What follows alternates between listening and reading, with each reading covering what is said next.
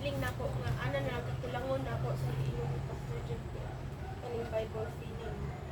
Ako sa ay dili mo gud para sa ako kay dili lang enough ang 1 week na pagkasabit na pa isa lang ka verse na 1 week pa gyud. Ina na kita so kuan gyud ko ani kanang kulang ko ani. Sa tanan ang kanilang gid ang kulang sa ko ha. Kabalo ko mo ampo, kabalo ko mo mo kanang mo kuan bitaw mga musta sa uban pero wala ko'y word. Wala ko ang word mo kanang dili. Kulang as in Lord Unsa may buti pasabot nga kulang kag oras? siguro sometimes na Unsa? anak mo. Lugar ang amo 24 imo 30. Dili man Oh, kay sa mo.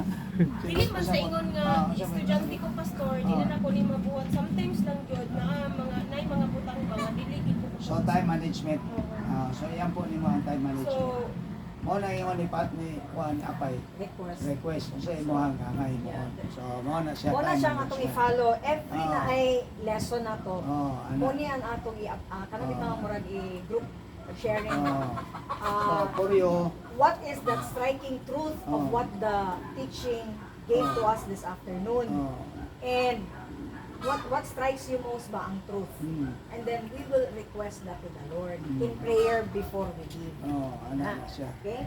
pero ano man makabasa ko, nagsugod ba ko basa sa Mateo, di ba? Mateo 13 ako, 17. So naundang to siya pero gakuan dito nga, Lord, gusto ko mabalik og basa kay di ko gusto putlo na sa bitaw. So ang next dayon kay kaning stewardship gyud. Dili as a student ko gyud dikit kay ko kay dili pa na ko kaya. Dito una gahi mo mga una karon Pero nawala mga man. 50, mga guna-una nang ko akong bulsa akong balon og mga pamilite Oo. gana bitaw. So advance kaya akong una pa. O tang ingon sige no, try me now. Oh, so yan po ang area. So, mo naman ako ang na-struck sa ko. Sige. Salamat adto Sir Casey.